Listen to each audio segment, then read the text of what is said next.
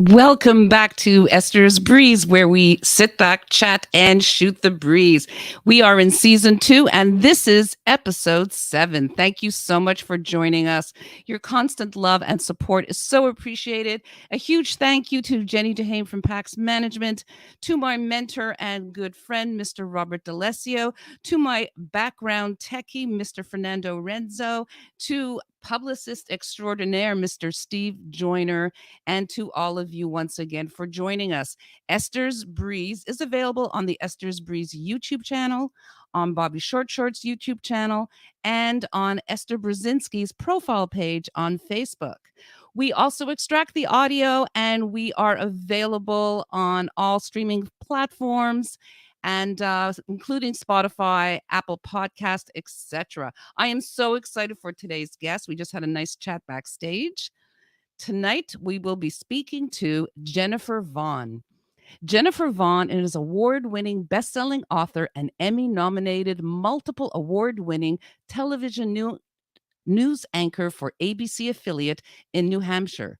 With over 2 decades of experience in the news industry, she has written 6 books, 4 fiction and 2 narrative nonfiction, and her latest book is titled Made in Hollywood, The Scott Morrow Story, an extensive look into the life of an A-list child star from the 50s and 60s, and that would be Scotty or Scott Morrow. His very first feature film for MGM was Between Heaven and Hell in 1956, followed by Red Sundown, which paved the way for 20th Century Fox Pictures to cast him in the role of Joey Cross in the epic production of Peyton Place. This was followed by Affair to Remember in 1957 for the same studio, and many, many more. He was also a very dear friend of the iconic actress Marilyn Monroe. All this information and so much more is described in detail in Jennifer Vaughn's new book. And we now have a trailer about that book to show you.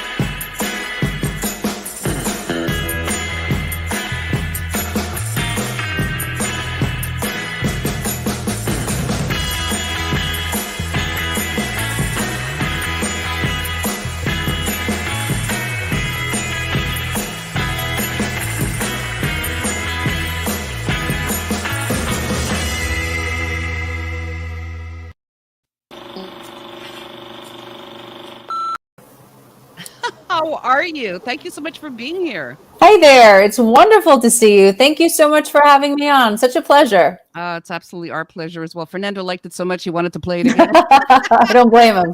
It's a great trailer, by the way. And I want you to know that I bought the book today. Oh, thank you. Thank you. I will be putting the link. It's on my Facebook description already, and I will be doing it for both YouTube channels, so people will be able to buy it. Whether it's in US or Canada. So there's different links for either or. So I just want you to know that. I'm so excited. I can't wait to read it. But first, I want to know a little bit about yourself, your career. How did you get into newscasting? What prompted you to get into that particular profession? So I graduated from college with an English degree and thought, okay, what am I going to do with this? And when I was a kid, I wrote to some local news anchors in my area. I grew up south of Boston, Massachusetts, and they both wrote back to me, and they were women. And I thought, wow, I love that. I think that's great. I would love telling stories all day and going to exciting places and sharing the news of our communities and of our state and of our country and world. So it was a thought of mine. And then when I got out of college, I did what a lot of kids do, is I waitress for a bit. And I overheard somebody, a woman at a table, discussing with her dinner date, her job, her day. And she was in radio, and she was in radio news. So when she was done eating, I didn't want to intrude too much on her time because I knew I was about to. But I went up and introduced myself and asked, how did you get into what you're doing, your profession, because I'm very curious and interested about doing it myself. So she granted me a really unique, wonderful opportunity. She allowed me to come down to her news station down in Providence, Rhode Island, and I did an internship down there, which she later told me, I never do that. But because you were polite and persistent, I said, okay, I'll give her a shot. So I spent some time in radio learning how to use your voice properly, which, as you know, is a big part of being in the broadcast industry. How do you write news articles for radio, for TV? They're very different from what you would write for print, say. And how do you do all of these things while traveling to a scene? And how do you make sources? And how do you use those sources to share pertinent information? How do you make sure that you're entrusted by the community that you serve? So basically the 1, 2, 3, 4, 5 steps of how to get into this business. She was pivotal in all of those ways. And from there, I graduated to my own job in radio at a nearby town, near my hometown, and spent some time doing that. Still kept the waitressing job because in the very beginning of a lot of industries, and definitely news is one of them, you don't make a lot of money. So I had to work multiple jobs at the same time, and then just kept jumping. So eventually I took a job in New Hampshire, and I have been there ever since. It's one of those positions where it's a wonderful state to live in. Right. We have the presidential primary every 4 years, so there's never a dull moment. And I was able to raise my kids up here in New Hampshire in a nice, peaceful, private way. No regrets. There were opportunities to go elsewhere, to bigger markets and to networks, and it just never seemed to work out. So I know that I'm where I was supposed to be. And so the station that you're working in right now is an ABC affiliate, is that correct? Yes, so it's the ABC affiliate for New Hampshire. We have a brand new 4 p.m. show that we just launched a week ago. I anchor that and our 6 o'clock news. And there's a wonderful, they call it New Hampshire Chronicle. It's a wonderful story that showcases people and places and unique sides of the state. Nice. Every now and again, I can contribute to that too. And that I love that because you can go long format. You can extend your interviews with people. You can allow beautiful video to come in and color your story, that's my favorite part of TV. Joining words with images and video and leaving that sort of imprint on your viewers is such a way to ground somebody in a story, to make it memorable. And it remains my favorite part of being able to deliver the good side of news, if you'll indulge me that. Right. The storytelling part of news, because day to day, we really can't do that. We are beholden to the news of the day and the items of the day. And most often that's not always good, unfortunately. So to tell great stories with true to life characters, beautiful video, I love that part of it. And there's also the aspect of writing, like you described earlier. Yes. So do you believe that that part of your job led you to want to write novels to begin with and then just, biographies afterwards? I do 100% think that one leads into the next naturally. It's the natural next step. Particularly, I grew up reading everything I could devour. And that includes from the time I was 9, 10, and 11, whatever my mom was reading. And she happened to leave on her nightstand, I would grab. And I'm talking everything. I'm talking Sidney Sheldon and Jackie Collins. Yes. And Patterson and Stephen King and anybody that I could get my hands on. And what I admire now, all these years later, is that my mom never scolded me for doing that or told me, no, you can't. You shouldn't be reading that. She allowed me to grab whatever I wanted to and then come to her if I had any questions. And normally I didn't. I'd figure it out on my own. But, the being allowed to sort of enter into adulthood, at least as it relates to books and the written word, I think it just expanded my mind even at a younger age. So whenever I read, I see it. I see it come to life in my head, which is what makes a really good book stand out. When you can visualize the characters long after you've shut the last page, and that sticks with you. So naturally, I wanted to be able to do that. So I gave it a go, and here I am 6 books later with a 7th coming out next month. And I was going to ask you about that as well.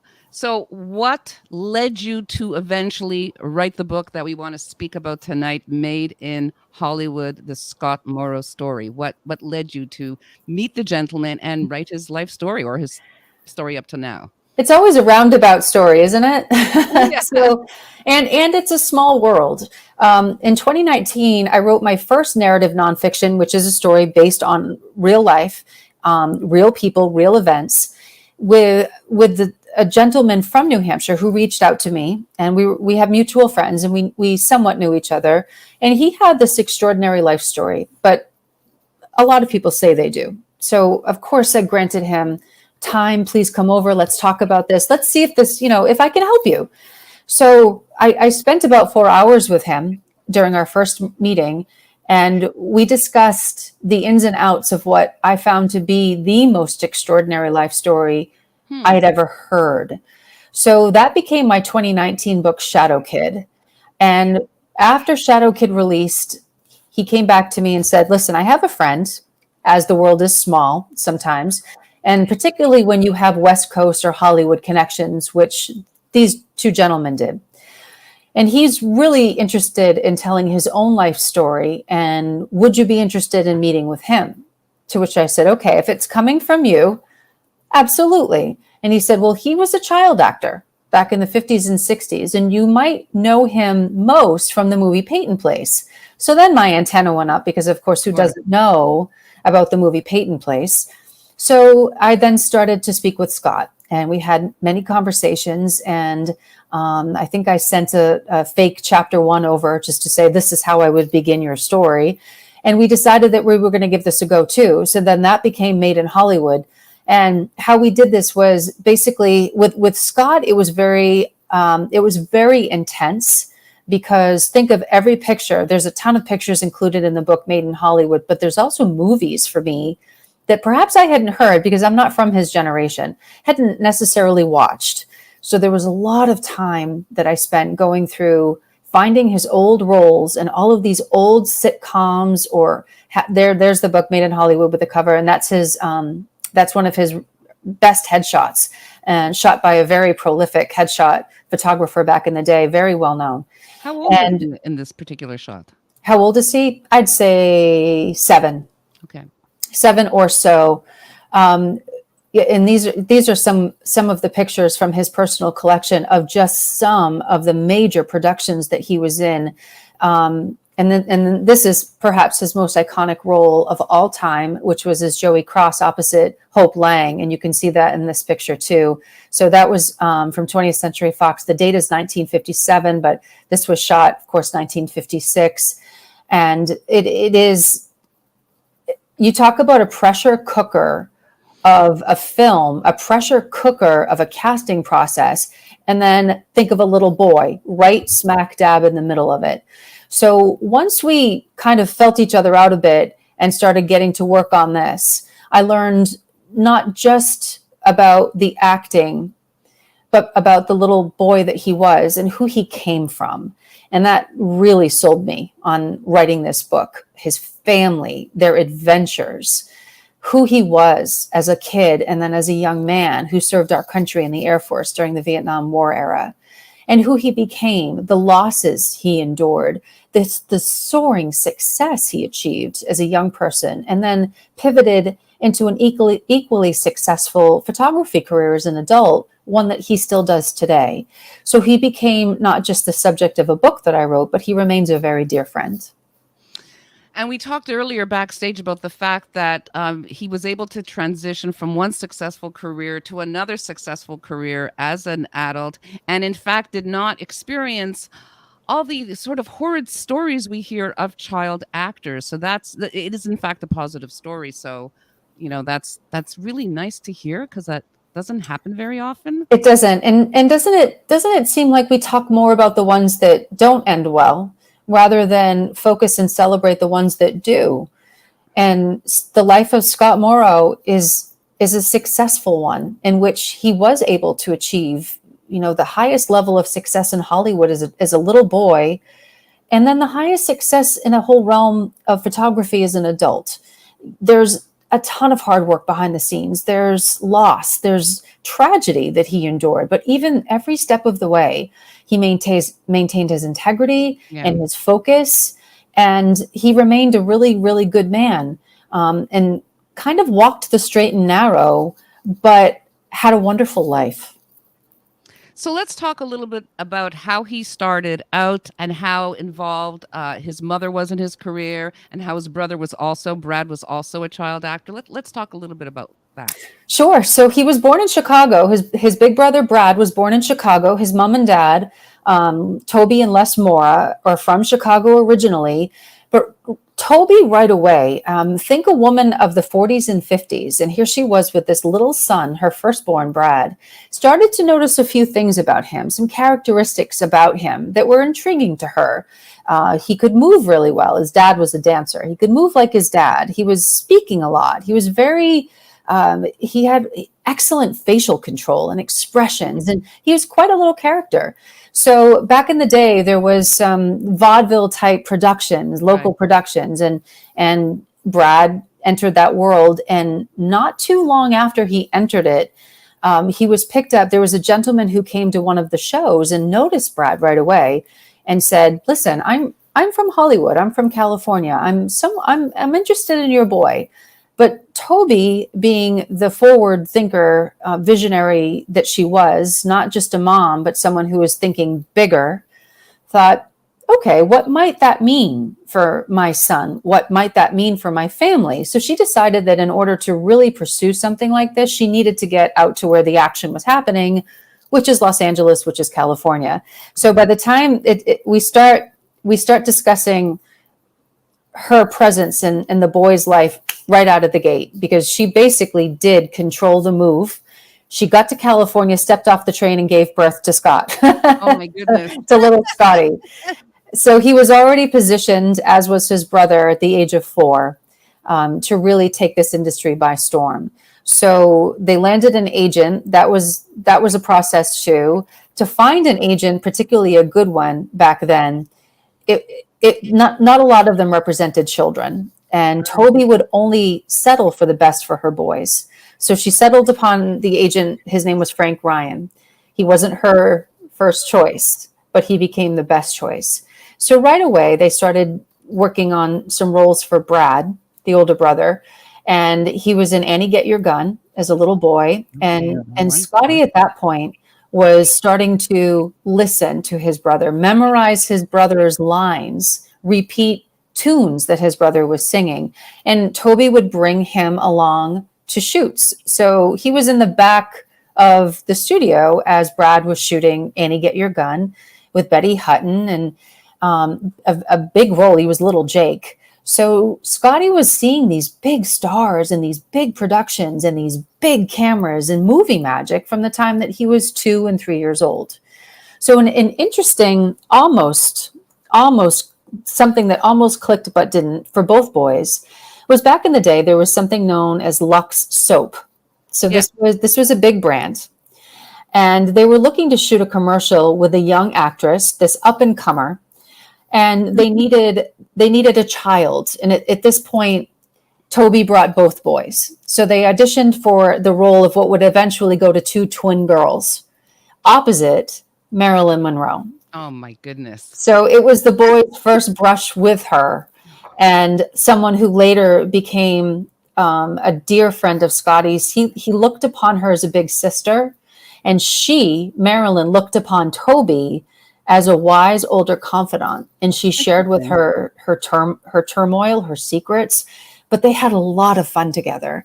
A lot of stories within the book are times shared between Marilyn and Scotty on the set of 20th Century Fox.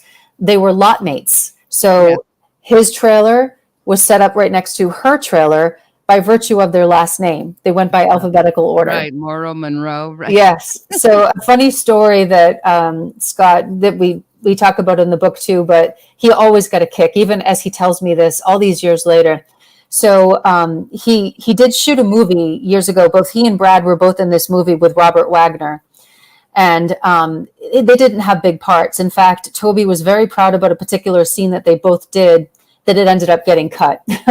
But they shot this movie, Between Heaven and Hell. And later, Robert Wagner would moan and groan about the proximity that Scotty had to Marilyn Monroe on the lot, saying that it was a privilege wasted on a kid. That's hilarious. So all of these rumors would get back. Well, Robert Wagner's not very happy about the fact that you're right next door to Marilyn Monroe. But it was a very innocent relationship. It was very sweet and tender. Marilyn was very, very fond of kids. And she was very gentle with children, and they would share a lot of time together eating drumstick ice cream cones. And he would spend time in her trailer with her, and knew that Nivea skin cream was her favorite because it was on every shelf around the trailer as well. Yes. So the stories are very endearing, and they're very sweet, and they're very genuine. And I think if Marilyn were still here to share her memories, she would recount them as the same. Did they ever get a chance to act together? So Brad did Monkey Business, I believe. Not a huge, pivotal role, but he was on the same set and had the same affection toward Marilyn, but he didn't have quite the depth of relationship that Scotty did, given the virtue of their trailers. However, at the tail end of Scotty's career, as he was becoming a young man, 16, 17 years old, that was unfortunately the time in which Marilyn was experiencing her very steep decline.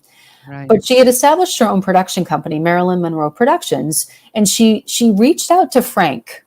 And at this point in her career, she was still attached to 20th Century Fox, but she was teetering on the edge. And Toby in particular was very, very wary of anything linked to Marilyn at that point. It was just after, the President Kennedy, Happy Birthday, Mr. President debacle. Right. Yes, it was a spectacle. She had become a spectacle. There were all sorts of rumors about, drug and alcohol dependency going on. And honestly, the film heads had enough of it. There were antics going on that they were tired of putting up with. And she had burned a lot of bridges at that point. But she had specifically reached out to Frank about Scotty. And she proposed a trilogy that she was currently hiring screenwriters for, and she was working to cast it. And this was to be a trilogy, and she needed a particular actor to play what might be her nephew. So she would appear in at least one of the movies of this trilogy. And she specifically reached out to Frank, inquiring about Scotty's availability. And it's one of the more poignant chapters in the book. Towards the end of the book, as he pivots into manhood and into the military and out of being a child actor, in which his mom receives word of this conversation, because Frank, of course, reached out to her in high excitement, thinking that anybody would be thrilled to be attached to anything Marilyn was putting together, regardless of her status, her current status. But Toby was too wise for that. And she was protective enough of Scotty at that point to want him to leave the industry at the top of his game. And she was concerned that anything that he was attached to involving Marilyn, who was precarious at best, would not be great for him. So it's a very emotional chapter that describes that conversation, with Toby letting Scotty know of Marilyn's interest, Scotty having the immediate juvenile affectionate reaction, thinking, I want anything to do with Marilyn. I'm honored that she would think of me as an adult, 16, 17 years old, rather than a little kid, and want me in her own production. So there was that pride, that a young man feels after knowing somebody for so long. And then very shortly thereafter, Marilyn was gone. So Toby, in her own way, her sort of prescient way of knowing, understood that perhaps this was more pie in the sky, or Marilyn fantasizing about something that might never happen. And it ended up never happening, as we know. Yeah, it's so very sad. And you spoke earlier about the fact that she did, in fact, adore children, would visit a particular hospital Yeah. to see some of the children who were ill, and in fact went to visit Scott in the hospital because in the trailer that we showed, which I don't have the photo from the book itself, there's a picture of Marilyn leaning over on a hospital Yeah. bed, sort of stroking Scott's face, and very sweet. Very sweet and genuine. Yeah. They were supposed to have they had a screen test prepped. So Oh, 20th Century Fox had brought them both together for this pre-scheduled screen test. I'm not sure what project, and Scotty doesn't remember either. But there was some project out there that they were going to at least put them together for a screen test. And Scotty grew unexpectedly sick, and his mom and dad brought him into the hospital for something he thinks may be a bad case of tonsillitis. He doesn't even remember, but he was there for maybe a day or so. And Marilyn got word of that and stopped by, as she often did. There was a wing over, it's now Cedars-Sinai in Los Angeles. It had a different name back then. right. But Marilyn contributed a ton of money to help support, sick children and the development of a particular wing. And she was a visitor there a lot. She came to see the kids, but when she got word that Scotty was there, she went right over in that beautiful black dress and leaned over and stroked his head. And he says, I thought at first it might be a fever dream, but then there was a picture to prove it happened, that she was really there. But that's another part of who she was too, the stuff behind the scenes that nobody heard about. And that's what Marilyn was most famous for too, for those who genuinely loved her, not just as the icon, but, as in Scotty's case, like a big sister. And apparently there's a story from the film The Heart is a Rebel where she actually, and I actually have a photo. Oh, yeah, there it is. Where she actually was friends with Ethel Waters. Right, Ethel. Yeah. Right. And she surprised everyone. And yeah, like nobody knows that about her. Her kindness, her sweetness, her, like I said earlier, her love of children, and what an incredible, loyal, and generous friend that she was. So It's a very sweet story from that movie, which Scotty loved to shoot. He adored Ethel Waters. He adored her. And the only thing he didn't like about shooting The Heart is a Rebel is that he played a very sick little boy. So everything he shot for the entire length of that movie was him in pajamas in a bed. So he didn't love that part of it. And it was coming off another movie that he had also shot as a sick little boy, The Cosmic Man, which was a very successful sci-fi movie that he was also in, and also played a debilitated little boy. So he said that he loved both movies, but the only part he didn't love was that he was sick in both. But when he was shooting The Heart is a Rebel, he loved Ethel. And he said after one particular day, there was a break. They were breaking for lunch, and Toby came in, and he was getting changed out of his pajamas. They were going to go get something to eat. And he said it was just all of a sudden chaos on set. Everybody was screaming and laughing. And he was like, "Mom, what's going on?" And she said, "Oh, Marilyn just showed up." He's like, "Oh, well, what's she doing here?" So she had arranged to come on set with a big box of beautiful roses and scoop up her dear friend Ethel and take her out for lunch on her birthday. It was a surprise. Ethel certainly didn't expect it, but Marilyn had arranged for, hush, hush, I'm going to come in and I'm going to surprise Ethel and we're going to go off for her birthday. So they ended up at the same restaurant, but Scott and Toby sat in the way back, whereas Ethel and Marilyn sat, at the front where she would oftentimes go with all of her superstar celebrity Hollywood movie star friends. So I understand even to this day, he often speaks on the I think the anniversary of her death. Yes. Yeah. So because, you think of the decades that have passed and think of those who have been lost alongside Marilyn, who would know her from personal stories. And it's getting to be fewer and fewer and further in between. And Scott remains as somebody who is personally connected to Marilyn and can personally speak of who she was beyond the icon. Right. So he's often invited for remembrances, commemorations. He'll speak at sometimes the studio lots, and he's put together videos of all of his private pictures, collages. He's excellent with that now, given, he's the prolific photographer. Right. And he's celebrated as someone who's a bit of an expert on her. But consider that all he's really doing is sharing stories of knowing her as a child. And that's what's so special about that, because it shows more of who she really was. If you take away all of the Hollywood trappings and all of the glitz and glam that everybody knew and adored her for, he doesn't care. He never cared about any of that. He just cared about the fun girl who never wore makeup and her hair was in rollers and would have ice cream dripping down their arms as they sat together and laughed outside of their trailers, and talked about this wild Hollywood world that they were both in, and how Toby became like a mom almost to Marilyn too, who could dole out advice and listen to her problems and try to help her along. And that's what he remembers her for. And that is the very special connection that remains within him, that he will share, occasionally and in Made in Hollywood today, to this day. And she's been gone for so long. So a connection like that is just, it's a really unique, special link. It's a great story and indeed a great friendship. So I want to talk a little bit about Peyton Place, because I know there was a lot of drama.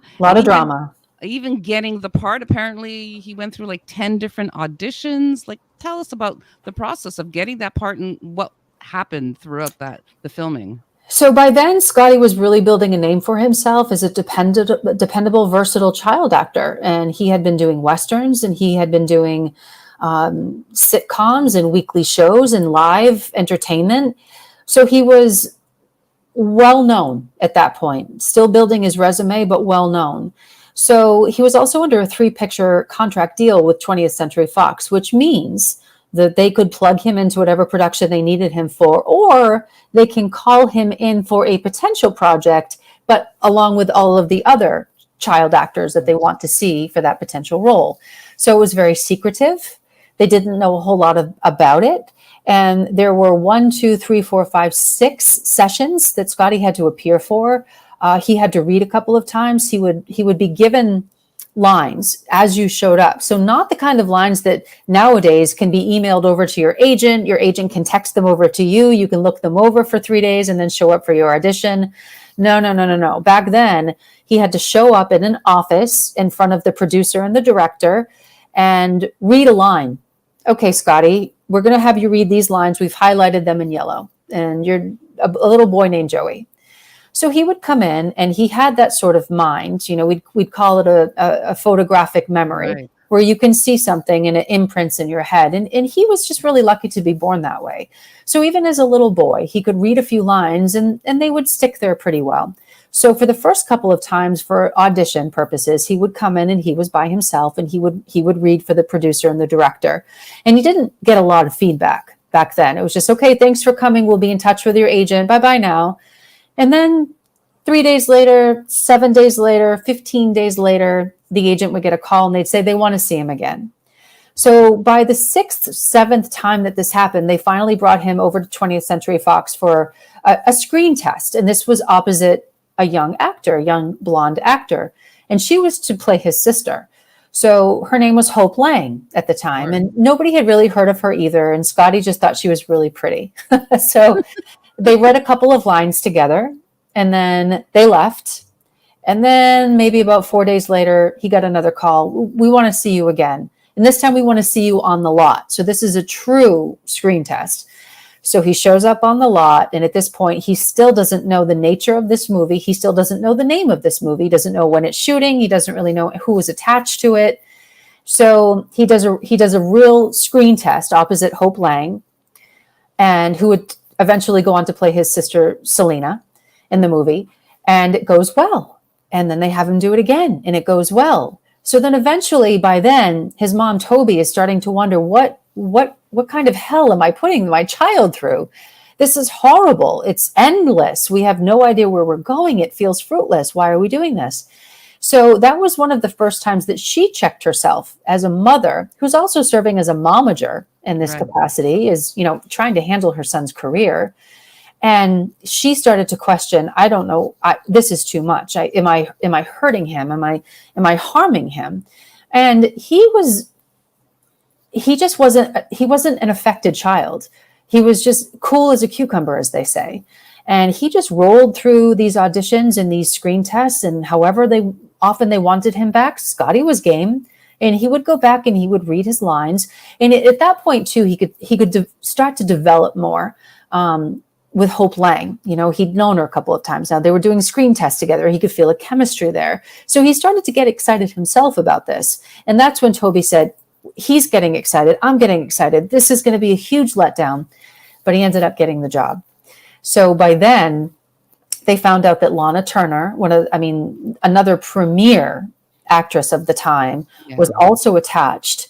And it was to be, the movie account of a best-selling book, Peyton Place. And by then, Toby didn't really know the book, but others had started to hear about the book.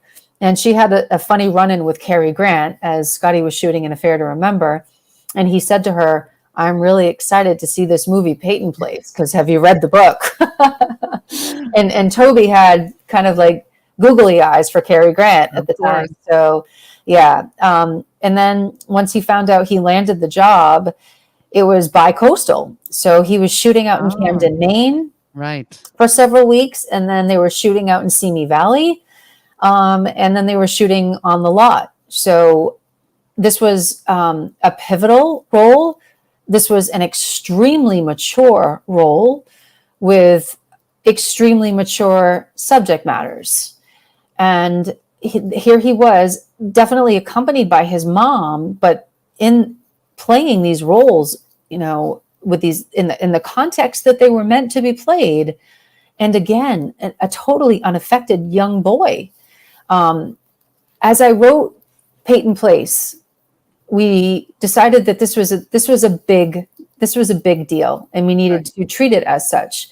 The audition process was a big deal. Shooting of the movie was a huge deal. The drama on the set between Grace Metalius, who wrote the book, and Lana Turner, and the director and the producer, it was fiery and ego-driven, and yet Scotty played his role to the very best of his ability, and forever is attached to one of the biggest movies of all time. And apparently there was a lot of issues between the author of the book and the gentleman who wrote the screenplay. And in my research, I found out that she died at a very young age of liver disease. And so there was alcoholism involved. That's very tragic. Yes. In fact, sometimes Scotty has such a prolific resume that sometimes I keep notes aside that remind me of, times and places and all of that. This was one of my favorite chapters to write when we get into the nitty gritty of the drama attached to Peyton Place, because at the time Grace Metalius had written this book, and it blew the covers off anything that people were used to reading in novel form. It was sexually explosive. It was violent, sexual violence, family violence. It was every sort of, epic underworld topic that you can think of, all served up into this one book and then one movie. And as the author, I understand this. She wanted it to be like her book. But at the time, it really couldn't be, because movies had to pass the censors in order to even be released into the big screen and released to audiences. So the screenwriter, John Michael Hayes, had this enormous task of whittling away some of the fat of the extra that you couldn't get by the censors. And in a book like Peyton Place, that was a lot. So when Grace Metalius sold the rights, and she knew upon selling the rights that she would have no control over the content of the movie. However, they did invite her to be part of the production so that she could see how a movie was made. Just sort of like, oh, hey, and you can come by and watch if you want. But at the time, Grace Metalius was battling alcoholism, and she had her own demons, and she was a confrontational sort. Never to Scotty, because Joey Cross was basically the same in the book as he was in the movie. They didn't alter Okay. too much about his character. So Scotty always had, he had memories of her being kind to him, kindish, as in, hello, how are you? Nice to see you. But a lot of that was directed at Hayes, the screenwriter, because what she was watching was basically the boiling down of her red hot, scintillating novel. Right. And she didn't like that one bit. So eventually she just stopped coming around.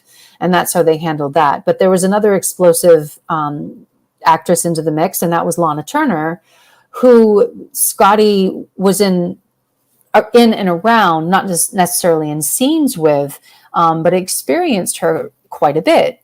And back in the day, a couple of the funniest stories that he shared with me, and I just find this really entertaining because think about 1956 and everybody smoked, but they had to clear the air for production value and for the cameras to get optimal quality.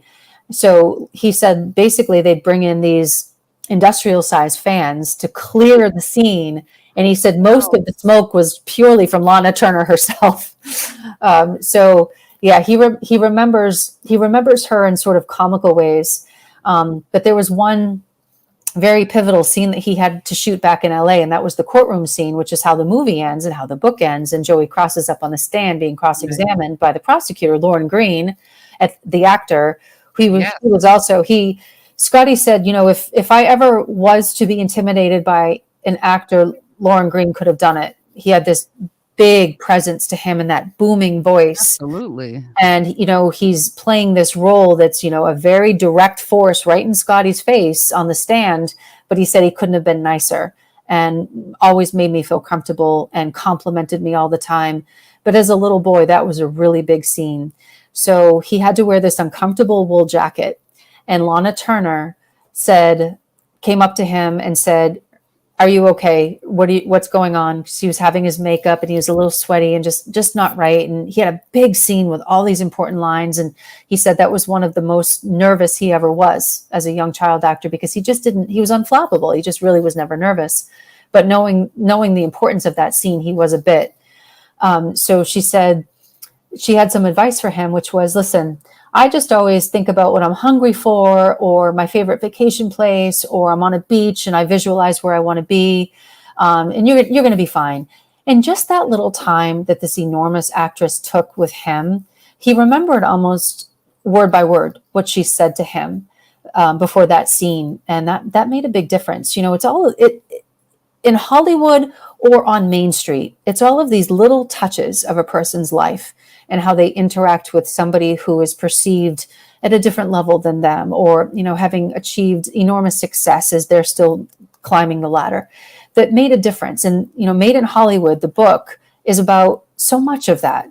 The icons who came along that he worked alongside, who had a kind word for him or a bit of advice, or something to say in a particular moment that really stuck with him. And that's a good lesson, I think, for all of us, to take in our careers and our day-to-day, because when you retell a story like Scotty's and the people that he has worked alongside, that's another point that really stuck out to me. So, Lana Turner had a daughter many years older than Scotty at the time and got into some trouble with a boyfriend and the daughter. I remember that story. Yeah. Yep. But Toby and Scotty always were concerned for her. They knew that there was trouble with, Johnny Stompanato, who was her boyfriend at the time, and his boss was, as we know, a mob boss and underworld king. And they had true concern for her. They couldn't control any aspect of it, but because she had spent some kindness on him, Scotty, they both followed what happened to her. And, they knew her on the inside, not just the outside of Hollywood, but truly on the inside of who she was.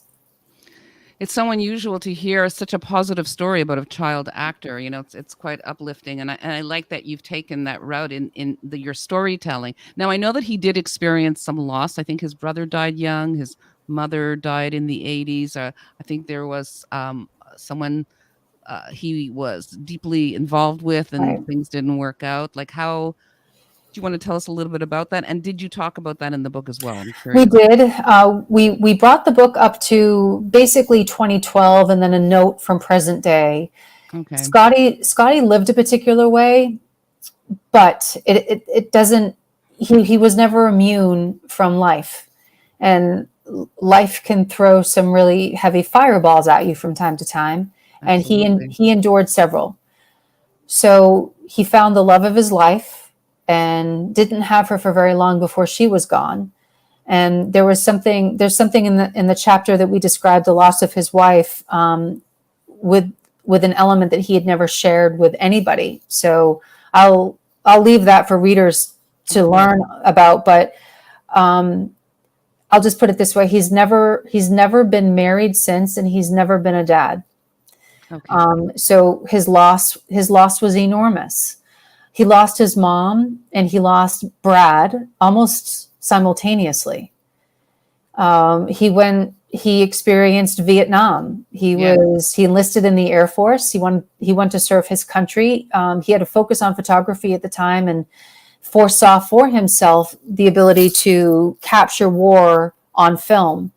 And he was able to do a bit of that. But when your country pivots its needs for you, then you pivot too. So he learned how to detect chemical fallout. He did some time right on the front lines and saw some pretty horrible stuff. And by the time he returned home, it was 4 or 5 years later, and the world was changing. It was early 1970s. He was a young man.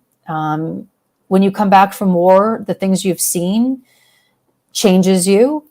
But he also knew that he had a full life ahead of him. And that's when he was able to pivot into photography. It was just a hobby when he was a little boy. He was fascinated with cinematography. And again, I think the largeness of Hollywood and movie sets and magic, again, I often refer to it as magic because what the actor sees as the production is coming together is all movie magic. It's different from what we'll see in the final product that airs in the movie theater or on TV. But even as they're putting it together, you're exposed to, technological fantasies. And that's what he grew up amongst, the ability to create a different universe and a different landscape and be a different person. So I do think that that's exactly what was so attractive about photography, is capturing a moment in time, but yet putting your spin on it. So he was able to come back and carve out a whole new career for himself and then achieve the highest of successes that he did as a child actor, which, as we talk about, is that happy ending. Yeah. But even in the face of tragedy and loss, a career full of integrity and progress and success. But it took a lot of work.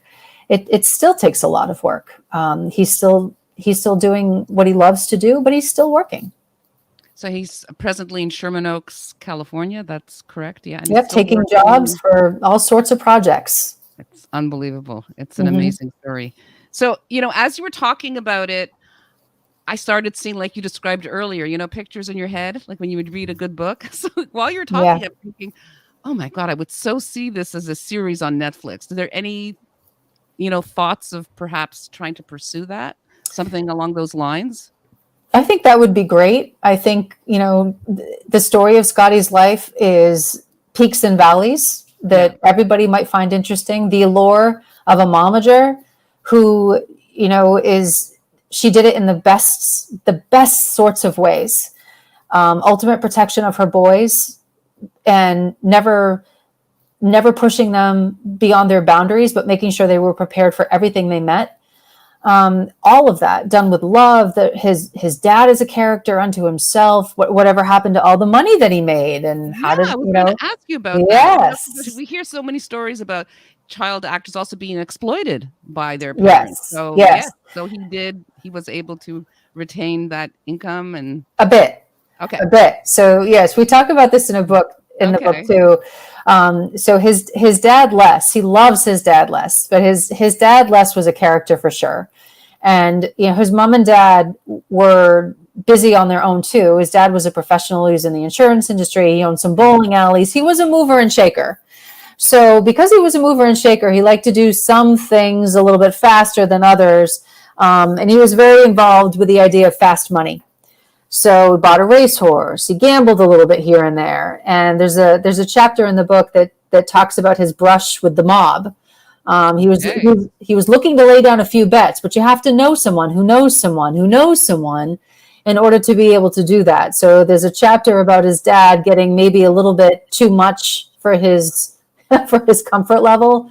But Scotty never held any grudges. We'll put it that way. And if there wasn't the sort of money waiting for him when he turned 21 that there could have been, he also is very fond of saying, if I hadn't had my mom and dad behind me, there never would have been any money to begin with.